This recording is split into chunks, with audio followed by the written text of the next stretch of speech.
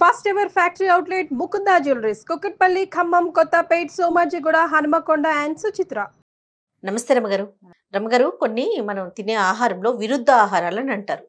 అంటే ఒకటి తిన్న తర్వాత ఇంకొక ఆహార పదార్థం తిన్నామనుకోండి, మనకు బాడీకి మంచిది కాదని, స్కిన్ ప్రాబ్లమ్స్ అని, హెల్త్ ఇష్యూస్ అని వస్తూ ఉంటాయి అంటారు.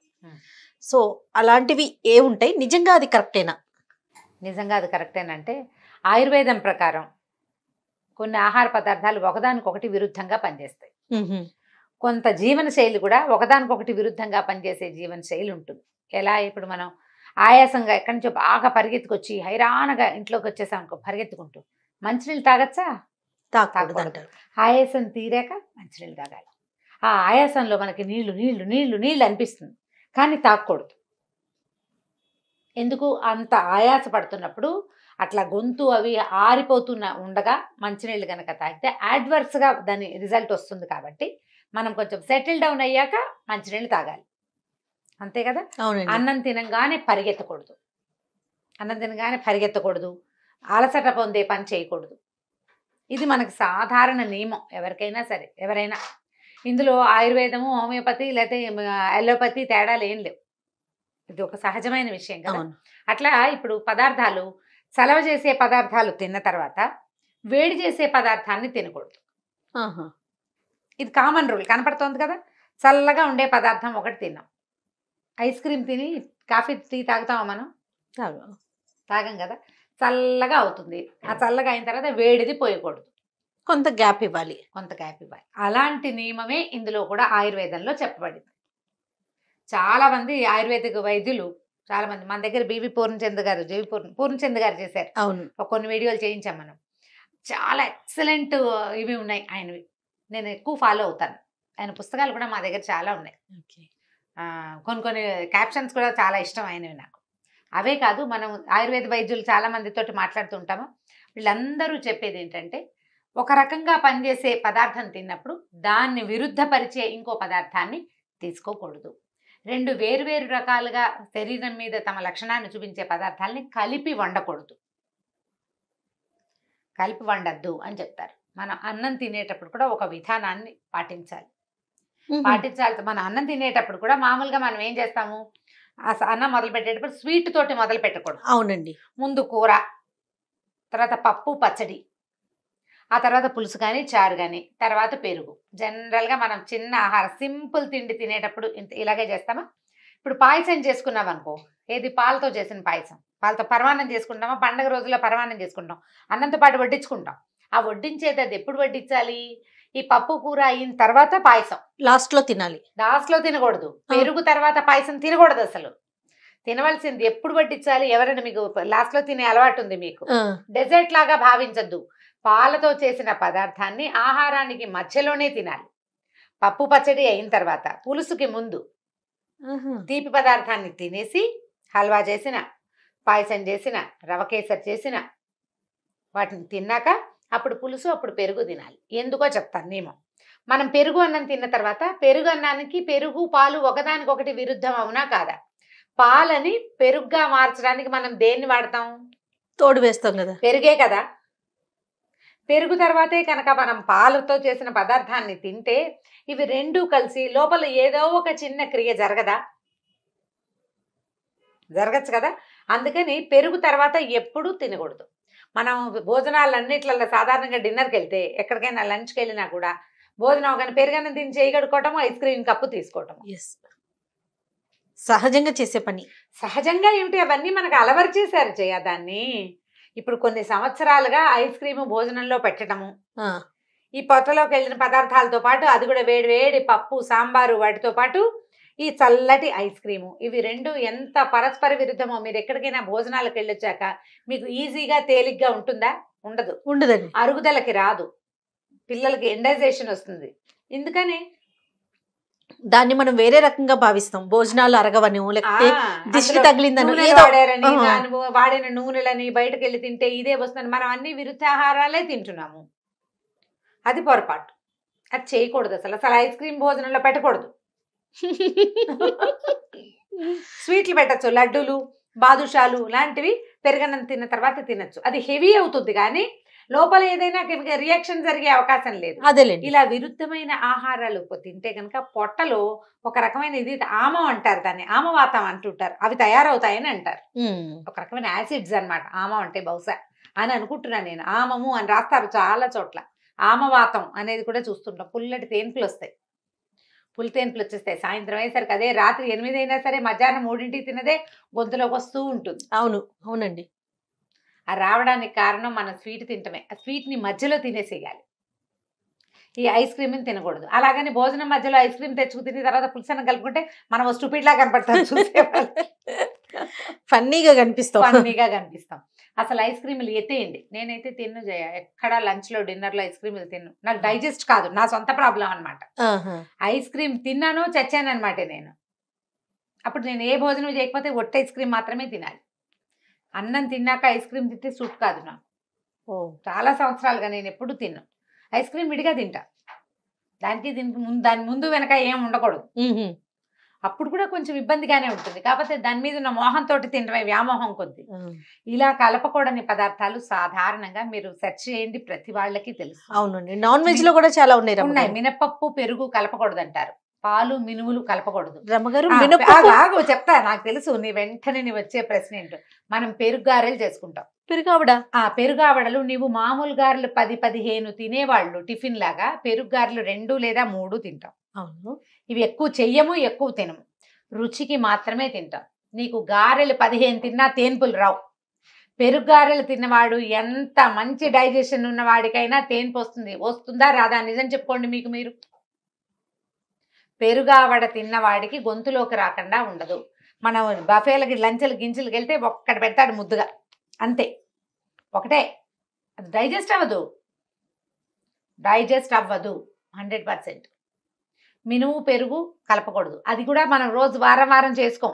అవును, వారం గారెలు చేసుకునే వాళ్ళు కూడా 6 నెలలకు ఒకసారి పెరుగు గారె చేస్తారు. తక్కువ తినాలి, అది అరగదు, పొట్లోకి వెళ్ళాక తిమితంగా ఉండదు. పాలు, పొట్లకాయ, సొరకాయ, బీరకాయ ఇవన్నీ పాలు పోసి వండుతారు. కొన్ని పొట్లకాయ, ఎగ్ లాంటివి కలిపి తినకూడదు అంటారు. తినకూడదు అవి కలిపి. నాన్ వెజ్ తిన్నాక రమ్మగారు పెరుగు కానీ మజ్జిగ కానీ తీసుకోకూడదు. మరీ ముఖ్యంగా చేపలు తిన్నాక, ఫిష్ తిన్నాక తినకూడదు అని అంటారు. తినకూడదు అంటారంటే అవన్నీ కరెక్టే, పాతకాలం వాళ్ళకి బాగా తెలుసు, ఆయుర్వేద సూత్రాలు మనకు తెలియదు. కానీ ఈ విరుద్ధాహారాలు, కందిపప్పు పప్పు అన్నం పెట్టాక పెరుగు అన్నం పెట్టచ్చు, అన్నంలో పాలు పోసి పెట్టకూడదు అంటారు. మామూలుగా చిన్నపిల్లలకి అన్నం పప్పు అన్నం పెట్టి పాలు అన్నం పెట్టకూడదు. పాలన్నం అవి కలిపి పెట్టేటప్పుడు పాలు అన్నం కలిపి పెడతామా, అందులో పంచదార, బెల్లం లాంటివి వేస్తే డైజెషన్ పాడవుతుంది. అన్నం మెత్తగా కలిపి, ఎందుకు ఏం వేయకర్లు, అన్నం మెత్తగా కలిపి పాలు పోస్తే పాలు కలిసిన అన్నమే రుచి. మేమైతే బెల్లం వేసుకుని తింటాం జయ. పాలన్నంలో బెల్లం వేసుకోవటం మాకు చాలా పాతలు. డెలివరీ అయ్యాక పెరుగు పోయారు కదా, మజ్జిగ పోయారు వాతం అని పాలు పోస్తారా, పాలు బెల్లం తినకూడదండి. తినకూడదు, అది డైజెషన్ అవ్వదు, డైజెస్ట్ అవ్వదంటారు. డైజెస్ట్ అవ్వదు అసలు. అమీబియాసిస్ లాంటి లక్షణం ఉంటే పొట్టలో బయటకు వచ్చేస్తాయి. పాలు బెల్లం తినేసరికి అలా 4-5 రోజులు తినేసరికి వచ్చేస్తుంది, డైజెషన్ అవ్వదు. ఈ డైజెస్ట్ కాని పదార్థాలను కలపకూడదు. చాలా మంది ఇడ్లీలో పాలు పోసి కలిపి పెడతారు. అవునండి, అసలు మినుము పాలు కలపనేకూడదు, మినుము పెరుగు కలపకూడదు చెప్తున్నాం క్లియర్గా. మరి ఇడ్లీలో పాలు పోయటం ఎందుకు? కాస్త చారు చుక్క పోయచ్చు కావాలంటే. కొంచెం రసం చేస్తామా, రసం పోస్తే కాస్త పలుచగా అవుతుంది. అసలు ఇడ్లీ కొంచెం చక్కగా మెత్తగా పల్చటి ఇడ్లీలు పెట్టండి, దిబ్బ ఇడ్లీలు పెట్టకుండా. అవి వేస్తామా ప్లేట్లో, వేసేటప్పుడు ఎత్తుగా రానివద్దు, పల్చగా చేయండి. ఇడ్లీ పల్చగా వస్తుంది, మెత్తగా ఉంటుంది. కొంచెం నెయ్యి అద్ది పెట్టచ్చు. ఇడ్లీ నెయ్యి మంచి కాంబినేషన్. కానీ మనకు తెలియకుండానే చాలా తప్పులు. అంటే ఇప్పుడు మీరు అన్నట్లుగా ఇడ్లీ పాలు పెట్టేస్తూ ఉంటాం, అంతే పెట్టేస్తాం. చాలా మంది బిస్కెట్లలో పాలు పోసి కలిపేసి పెట్టేస్తారు. అవునండి, అవును. అసలు ఎందుకు? ఇంకే పదార్థం దొరకదా మనకి? అసలు బిస్కెట్లే పెట్టకూడని పదార్థం, దాంట్లో మళ్ళీ పాలు కూడా పోస్తాం. ఆలోచించి పెట్టాలి. పప్పులు పాలు కలపకూడదు. పెరుగన్నంలో అరటిపండు, మామిడి పండు మనం బాగా తింటాం జయ, మన వైపు మరీ అలవాటు. చెక్కమేలి పళ్ళు కనపడితే పెరుగన్నంలో వేసుకోవాలి. నేను మిగలబండిపోయిన అరటిపళ్ళు ఖచ్చితంగా పెరుగన్నంలో వేసుకుంటాను. నేను కూడా చాలా అలవాటు. పెరుగన్నంలో స్వీట్ నలుచుకునే వాళ్ళు కూడా ఉంటారు. అసలు పెరుగు పళ్ళు కలపకూడదు అని ఒక నియమం అట. బరువైపోతుందని, డైజెస్ట్ కాదు. ఇవేంటంటే మొదటి రోజులో విషంగా పరిణమించదు, అది లాంగ్ రన్ లో ఇబ్బందులు పెడతాయి. కొంతకాలం అయ్యాక, పెద్దవాళ్ళం అయ్యాక, ఇప్పుడు ఏంటంటే మన మెషిన్ స్పీడ్ గా పనిచేస్తున్నాను, దాని వల్లే ఇబ్బంది అని అనుకోము. తెలీదు, అసలు మనకి తెలీదు. ఇది చెయ్యకూడనివి చేయకూడదు. అన్నం తినగానే స్నానం చేయటం, అవును, రాత్రి పడుకునే ముందు స్నానం చేయటం. అసలు రాత్రిపూట స్నానమే చాలా పొరపాటు, ఆరోగ్యం కాదది, వాతం చేస్తుంది ఒంటికి. రాత్రిపూట పడుకునేటప్పుడు స్నానం చేసి పడుకుంటారు చాలా మంది. మనకి ఇదివరకు ఉండేదా జయ అట్లా? ఇదివరకు సాయంత్రం పూట చేసేవాళ్ళు, సాయంకాలాలు చేస్తారు, సాయంత్రం కాదు, రాత్రి స్నానం సంగతి చెప్తున్నాను. రాత్రి భోజనం చేసి అవును, ఒక గంట పోయాక పడుకునే ముందు ఒక చెంబు నీళ్లు పోసుకుని పడుకుంటే హాయిగా ఉంటుందని, చెమటలు పోయకుండా ఉంటాయని ఎండాకాలం చాలా మంది చేస్తూ ఉంటారు. అది చాలా తీవ్రమైన అనారోగ్యానికి దారితీస్తుంది. అది కూడా అంత మంచిది కాదు, వాతం చేస్తుంది ఒంటికి అని చెప్తారు. ఇప్పుడు ఒంటికి వాతం అవన్నీ మన నమ్మం, అవేం లేవంటాం. జలుబు మనకి తెలుసు కదా, చక్కగా తెలుసు. ఇప్పుడు జలుబు చేయకుండా ఒంట్లోంచి సెగలు వస్తున్నట్టుగా, హాట్ ఫ్లాషెస్ వస్తున్నట్టుగా ఉండటం కూడా మనకు తెలుసు కదా. అవునండి, ఈ రెండు ఎక్కడి నుంచి వచ్చాయి? మన శరీరంలో నుంచే ఇప్పుడు కదా. శుభ్రంగా ఉన్నావు, రాత్రి పడుకున్నావు, తెల్లారులేసరికి ఒళ్ళు నొప్పులు, బరువు వస్తాయి. ఏదో ఒక రియాక్షన్ జరిగింది కదా శరీరంలో. తెల్లవారు లేచేసరికల్లా లెథర్జిక్ గా ఉండటం, బద్ధకంగా ఉండటం, బరువుగా ఉండటం. ఏసీలు కూలర్లు వేసుకుని పడుకున్న వాళ్ళకి ఎక్కువగా కనపడుతుంది. ఆ చల్లదనం వల్ల వాళ్ళ ఒంటికి వచ్చిన ఇబ్బంది, దాన్నే వాతం అంటారు, వాయువు అంటాం. అదే మనం శుభ్రంగా తినేటప్పుడు అన్ని 4 స్వీట్లు వేసుకొని అన్నం, పప్పు పచ్చడి, కందిపొడి వేసుకుని తినేస్తాము. ఒక 2-3 గంటల తర్వాత పొట్టకు తేన్పు వస్తుంది, కడుపులో మంట వస్తుంది, విసుగు వస్తుంది, సోడా తాగుదామనిపిస్తుంది, నడుద్దామనిపిస్తుంది, ఎప్పటికీ పొట్టలో బరువు తీరదు. ఇవన్నీ ఎక్కడి నుంచి వచ్చినాయి? మనం తినే ఆహారం వల్లే కదా. ఆహారం వల్ల లోపలికి వెళ్ళాక అది దాని ఇష్టారాజ్యంగా ప్రవర్తించి, మనం తిన్న ఫుడ్, మన పొట్టలో ఉన్న మెషిన్, అవి రెండింటికి కాంబినేషన్ సెట్ అవ్వక ఇబ్బంది పడుతున్నాం మనం. దానికి ఏదో ఒక పేరు పెట్టారు పాతవాళ్ళు, ఆయుర్వేద రీత్యా కొన్ని పేర్లు ఉన్నాయి దానికి. అరుగుదలకి రాకూడదు, అజీర్ణం, వాత, పిత్త, కఫ దోషాలు అంటారు కదండి. ఇప్పుడు ఇవి ఖచ్చితంగా ఉంటాయి. నీకు ఫ్లమ్ చేరింది, కఫం. నీకు తరచూ ఒళ్ళు నొప్పులు, బాధలు వస్తున్నాయి, వాతం. వామిటింగ్ సెన్సేషన్ వస్తుంటుంది, అరుగుదలకి రాదు, గొంతులు తేన్పులు వస్తుంటాయి పైకి, దాన్నే పిత్తం అంటారు. ఇప్పుడు ఇవి ఖచ్చితంగా ఉంటాయి. మనం ప్రధానంగా ఏంటంటే ఈ ఫుడ్ తోటి కలపచ్చా కలపకూడదా? కూరగాయలకు సంబంధించి ఏమైనా ఇన్ఫర్మేషన్ ఉందా రమ్మగారు మీ దగ్గర, ఇది కలుపుకోకూడదు అనేసి? ఇప్పుడు 2-3 రకాల కూరగాయలు కలిపి వండుకుంటాం. ఇప్పుడు కలగలుపు పద్ధతులు పనికిరావంటారు జయ.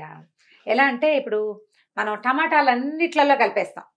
అవునండి, ఆలులు చాలా వాటిలలో కలిపేసుకుంటాము. ఆలుగడ్డ కలుపుతాం కదా. అవును అవును, ఆలుగడ్డ కలుపుతాము. తర్వాత ఏమో గుమ్మడికాయలో కొన్ని కలపకూడదు.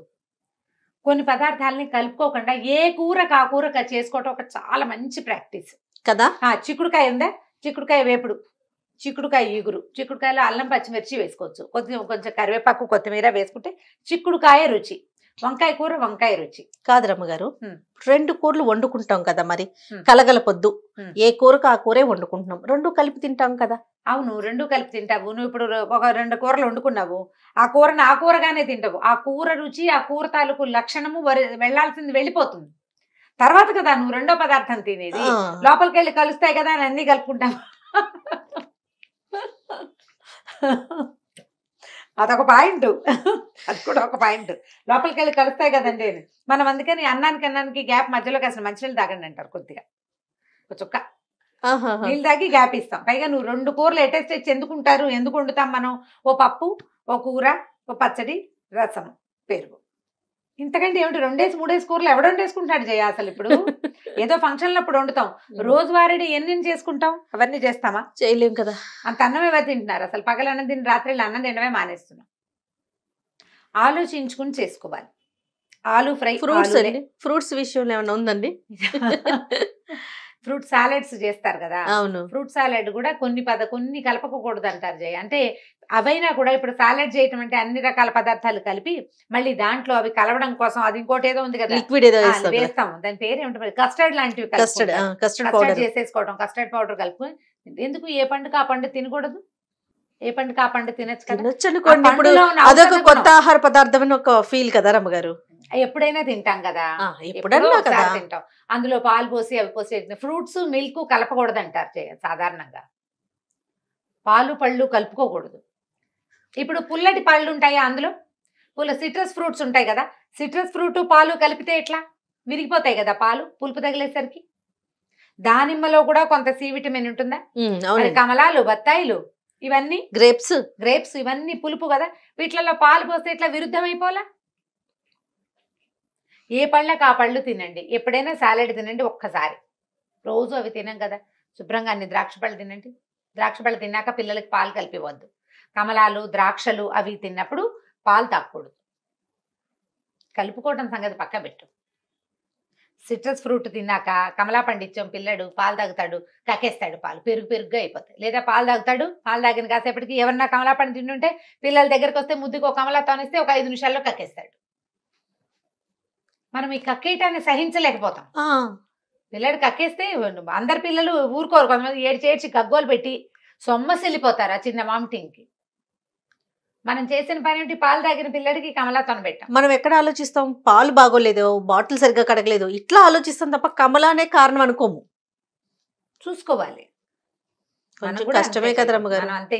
ఇంకొకటి ఉంది చెప్తానండి నీకు, చాలా ఇంపార్టెంట్ మ్యాటర్. పొద్దున్నే ఇడ్లీ దోశ ఏదో చట్నీ తింటామా, ఇడ్లీ సాంబార్ తినేస్తాం, దాని తర్వాత కాఫీ తాగకూడదు. Idli sambar with coffee. కానీ జయ నాకు ఎప్పుడు మేము ఎక్కడికైనా ఊరు వెళ్ళినప్పుడు, జనరల్గా ఇక్కడ బయట టిఫిన్లకు వెళ్ళి అలవాటు లేదు మాకు. సంవత్సరంలో ఒకసారి లేదా 2 ఏళ్ళకు ఒకసారి బయటికి వెళ్ళేది మేము ఊళ్ళో ఉంటే. బయటికి వెళ్ళినప్పుడు ఏదైనా ఊరు వెళ్ళినప్పుడు టిఫిన్ తినాక కాఫీ తాగితే ఒక 3-4 గంటల పాటు మళ్ళీ భోజనం చేసాక తిక్కగానే ఉండేది. నాకు ఆకలి అనిపించదండి. ఆకలికి అది ఏమిటో తిక్క విసుగు, అది ఏమిటో తెలీదు. తర్వాత నేను ఒకసారి ఒక ఆర్టికల్ తెలుసుకుని చదువుకున్నాను. చదివాక నాకు అర్థమైపోయింది అనమాట, ఓహో నేను ఈ పొరపాటు చేస్తున్నాను. కాఫీ ఎత్తేసాం లిస్ట్లో ఇచ్చి. టిఫిన్ తింటే ఓన్లీ టిఫినే తిను, కాఫీ తాకు. టిఫిన్ తిన్న వెంటనే కాఫీ ఆ టీ ఏదైనా తాగుతారు జనరల్ గా. రమ్మగారు మీకు తెలుసా, బిర్యానీ తిన్నాక టీ తాగుతారండి చాలా మంది, ఎందుకంటే తొందరగా అరుగుదలకు వస్తుంది అని. మరి అది నిజమో కాదో తెలీదు. బిర్యానీ సంగతి నేను చెప్పను, కానీ పెరుగన్నం తిన్నాక టీ తాగటం మాత్రం చాలా పొరపాటు. బిర్యానీ సంగతి చెప్పరా? బిర్యానీ సంగతి నాకు తెలీదు. బిర్యానీలో కూడా పెరుగు వేసుకుంటాం కదా, పెరుగు వేసుకుని నలుచుకుని తింటారు కదా, రైతాలు వేసుకుంటారు. అవునండి. వీటి తర్వాత టీలు అవి తాగకూడదు. ఘనాహారాన్ని తీసుకున్న తర్వాత ద్రవ పదార్థాలు, వేడి ద్రవ పదార్థాలను తీసుకోకూడదు. అది కూడా పచనం చేయబడింది. మంచినీళ్ళు తాగండి, వేడి నీళ్లు చాలా మంచిది. భోజనం తర్వాత కాసిన ఒక హాఫ్ అన్ అవర్ గ్యాప్ ఇచ్చి నిమ్మరసం కలిపిన వేడి నీళ్లు తీసుకోండి, ద బెస్ట్. మీరు హెవీగా భోజనం చేసినప్పుడు ద బెస్ట్. వేడి గోరువెచ్చటి నీళ్ళు తీసుకోండి, ఆరోగ్యానికి మంచిది. ఐస్ క్రీమ్ అన్నం తిన్న తర్వాత తినద్దు. భోజనం తర్వాత డెజర్ట్ తినాలి అంటే లడ్డూలు అలాంటివి తీసుకోవచ్చు. స్వీట్ పాయసం కానీ ఐస్ క్రీమ్ కానీ అంత మంచిది కాదు భోజనం తర్వాత.